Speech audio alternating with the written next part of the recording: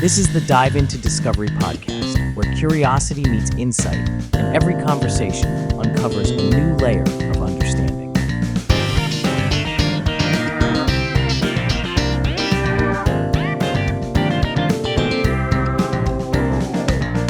Welcome to today's Dive Into Discovery. We're your hosts, Theo and Alex. Today, we're stepping into a real-life historical puzzle. It's captivated imaginations for decades, the Copper Scroll. Yeah, this isn't your typical ancient manuscript. A treasure map, basically, right? Well, it seems to be. It lists 64 locations. 64, wow. Where vast amounts of gold, silver, and other valuables are supposedly hidden. It was discovered alongside the famous Dead Sea Scrolls. Okay, so we have this Copper Scroll, rolled up tight, hidden in a cave for almost 2,000 years. What can you tell us about its discovery, and what makes it so unique compared to the other Dead Sea Scrolls? Imagine the scene. 1952, Cave 3 at Qumran near the Dead Sea. Archaeologists stumble upon this scroll, but it's not the usual parchment or papyrus. It's made of 2 sheets of copper, a highly unusual choice for the time. Oh, wow. This suggests that whoever created this wanted it to survive. Makes sense. This alone sets it apart from the other Dead Sea Scrolls, most of which deal with religious matters. The Copper Scroll focuses solely on these earthly treasures. So if it's a treasure map, walk us through what kind of information it lays out. What clues does it give us? Think of it as a cryptic to-do list for treasure hunters. Each entry points to a specific location and describes what is supposedly hidden there. Okay. It reads like a meticulous inventory, mentioning weights, quantities, and even the types of vessels holding the treasure. Give us an example. For example, one entry says, in the ruin of the valley of Achor, under the steps leading to the east, 40 cubits.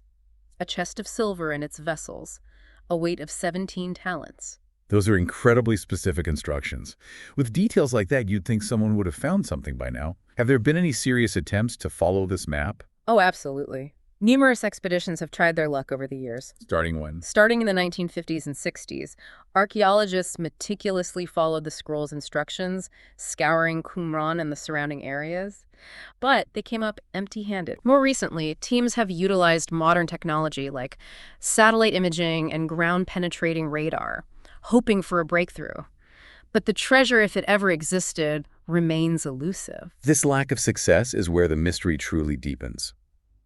If no one has found anything after all this time and effort, could it be that we're misinterpreting the scroll's purpose? That's the million-dollar question that scholars have been wrestling with for decades.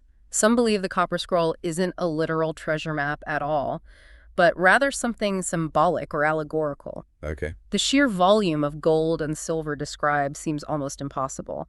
Plus, unlike the other Dead Sea Scrolls, this one doesn't mention God or religious matters. So instead of a guide to physical riches, it might be pointing to something else entirely, perhaps a metaphorical treasure or a coded message. Exactly.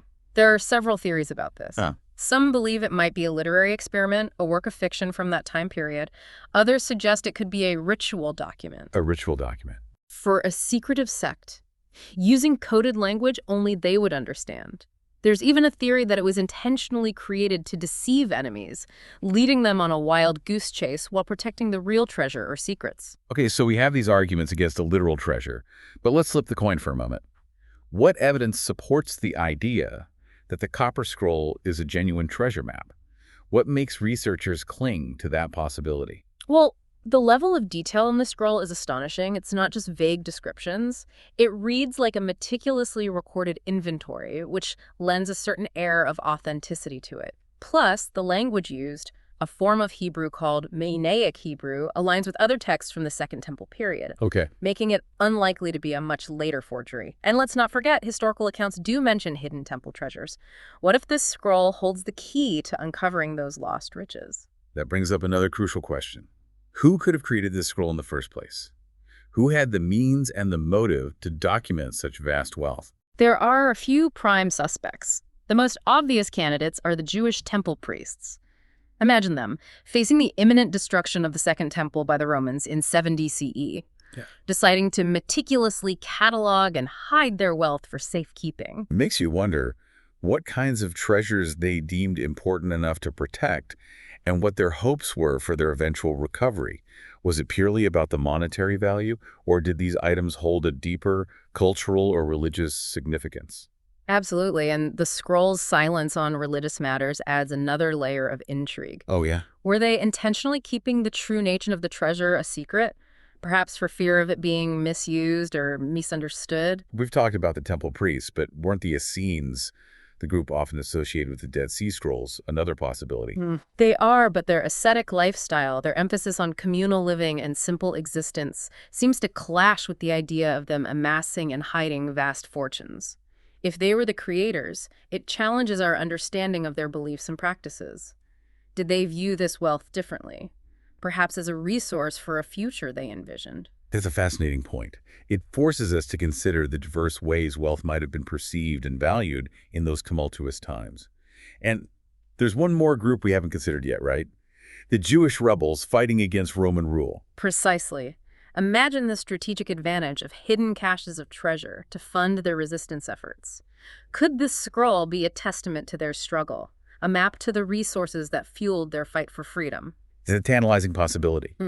But if the treasure was intended to aid their rebellion, wouldn't the Romans have been frantically searching for it as well?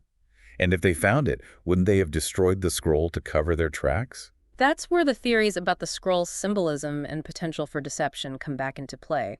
Perhaps it was never intended to be found by the Romans, serving as a coded message only decipherable by those who knew its true meaning. So we have temple priests, Essenes, rebels, each with their own motivations and secrets. And then there's the question of the treasure itself.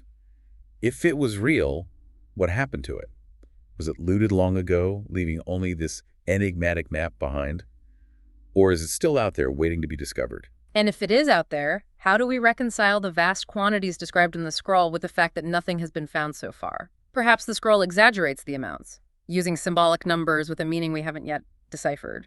Or maybe, just maybe, we haven't been looking in the right places.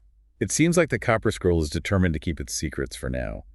But even without the treasure, the scroll itself presents us with a captivating puzzle, raising more questions than it answers. It's a window into a pivotal moment in history, challenging our assumptions about the people and events that shaped our world. The Copper Scroll invites us to delve deeper, to examine the evidence, and to ponder the possibilities. So let's put on our detective hats and see if we can unravel this mystery together. What specific clues hidden within the scroll's language and structure might help us unlock its true meaning? One intriguing detail is the scroll's use of Mishnaic Hebrew. This specific form of Hebrew, well, it emerged during the Second Temple period, around the time the scroll is believed to have been created. Could you explain for our listeners what makes Mishnaic Hebrew unique and why its presence on the scroll is significant? Sure. Mishnaic Hebrew differs from the biblical Hebrew you might be familiar with. It's a more evolved form of the language, incorporating new vocabulary and grammatical structures.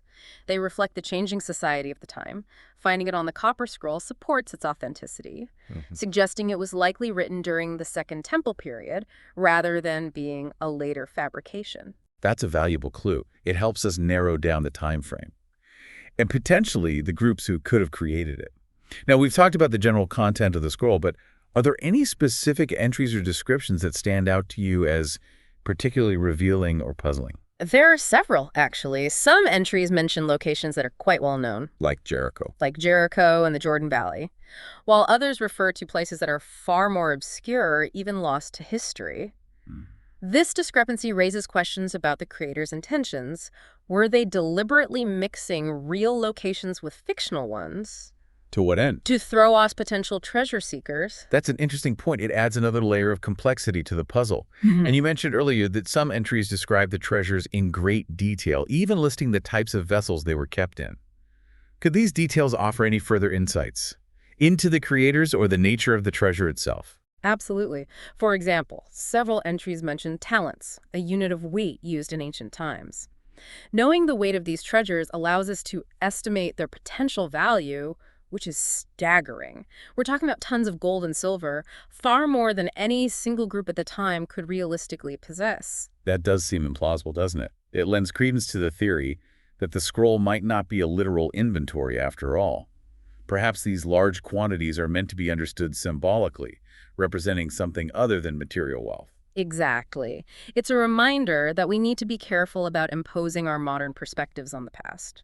What we consider valuable today might have held a completely different meaning for the people who created the Copper Scroll.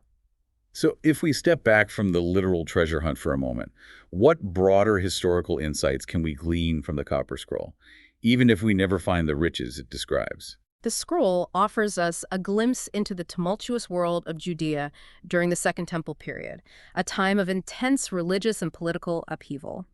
It hints at the complex social structures, the economic realities, and the fears and aspirations of the people living under Roman rule. We've been focusing on the creators and the content of the scroll, but there's another fascinating aspect to this story. The scroll itself. You mentioned earlier that it's made of copper, which is quite unusual. Why do you think they chose this material? And how has it impacted the scroll's survival and our ability to study it? The choice of copper suggests a deliberate attempt to preserve the scroll for posterity. Unlike parchment or papyrus, which are susceptible to decay, copper is far more durable. Right. However, this durability has also presented challenges. Over centuries, the copper has corroded, making the scroll extremely brittle and difficult to unroll without causing further damage. That must have been a huge obstacle for the researchers who first discovered it. How did they manage to decipher its contents? It was a delicate and painstaking process. In 1955, scholar John Marco Allegro oversaw the cutting of the scroll into sections at Manchester University. This controversial decision, while allowing for easier reading and study, also sparked debates about the ethics of physically altering ancient artifacts. It highlights the difficult choices researchers sometimes face when balancing the preservation of artifacts with the desire to unlock their secrets. Thankfully, modern technology has given us new ways to study ancient texts without invasive procedures. Exactly. Advancements like X-ray microcomputed tomography allow us to virtually unroll and read scrolls without physically touching them. Wow. These techniques, already successfully used on charred scrolls from Herculaneum, hold immense potential for further analysis of the Copper Scroll. It's amazing to think that we might be able to glean even more information from the scroll without risking further damage. But even with these technological advancements, the fundamental mystery of the Copper Scroll remains. Is it a genuine treasure map? A symbolic document? A clever deception? Or something else entirely? That's the beauty of it. The Copper Scroll continues to challenge us, forcing us to re-examine our assumptions about the past and to embrace the unknown. It's a testament to the enduring power of mystery and the allure of hidden knowledge. So even if the Copper Scroll never leads to a buried fortune, it's already offered us a treasure trove of historical insights and intellectual challenges. But let's not give up on the treasure hunt just yet. If we were to take the scroll at face value, where would you recommend we start our search? What are some of the most promising locations or clues that warrant further investigation? That's a tough one. The scroll's descriptions, they were often cryptic and rely on landmarks that may no longer exist. But if we were to prioritize, I'd focus on locations mentioned multiple times or those linked to known historical sites. For example, several entries refer to a place called Koresh. Koresh? Some scholars believe this could be a code name for Qumran itself, where the scroll is found. Oh, interesting. If so, it suggests the treasure might be hidden somewhere within the Qumran complex, perhaps in an undiscovered chamber or tunnel. That would certainly make for a thrilling discovery. Imagine unearthing a hidden chamber beneath Qumran filled with the lost treasures of the Second Temple. It would be a historical sensation. But even if Qumran proves to be a dead end, there are other intriguing leads. The scroll mentions several locations in and around Jericho. Oh, yeah. A city with a rich history dating back to biblical times. Could the treasure be hidden beneath the ruins of ancient Jericho, waiting to be rediscovered? It's a real possibility. Jericho was a significant city in Judea, and it's conceivable that treasures were hidden there for safekeeping during times of conflict. And let's not forget the scroll's mention of the Jordan Valley. This fertile region played a vital role in the lives of the people who inhabited this area. Could the treasure be buried somewhere along the banks of the Jordan River, perhaps near a site of religious or historical significance? The scroll seems to be guiding us towards a treasure hunt that spans the very landscape of ancient Judea. But there's a certain irony to it all, isn't there? We're using this ancient text, this potential treasure map, to embark on a modern-day quest for knowledge and understanding. Even if we never find the physical riches described in the Copper Scroll, the journey itself has immense value. Absolutely. The Copper Scroll has sparked countless research projects, fueled scholarly debates, and captivated the imaginations of people worldwide. It has forced us to confront the mysteries of the past and to grapple with the complexities of history. And in doing so, it has enriched our understanding not only of the Second Temple period, but of the human impulse to create, conceal, and rediscover. So for you, the Copper Scroll is more than just a potential treasure map. It's a window into the past, an invitation to explore the hidden corners of history, and a reminder that there are still secrets waiting to be uncovered. Whether you believe in the literal treasure or view the scroll as a symbolic document, it challenges us to think critically, to ask questions, and to appreciate the enduring power of mystery. And who knows, maybe someday, someone will decipher the final clue, unlock the secrets of the Copper Scroll, and unearth the treasures that have captivated us for so long. But until then, the hunt continues, and the Copper Scroll remains a testament to the enduring allure of the unknown. It's been a fascinating deep dive into the Copper Scroll, and it looks like we'll have to leave it there for today. Huge thanks to you for joining us on this treasure hunt through history. We'll be back soon with another deep dive into another fascinating piece of history.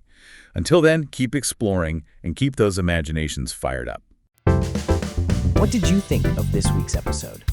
We'd love to hear your thoughts in the comments. Don't forget to join us next time as we dive even deeper. And as always, stay curious, because you never know what discoveries are just around the corner.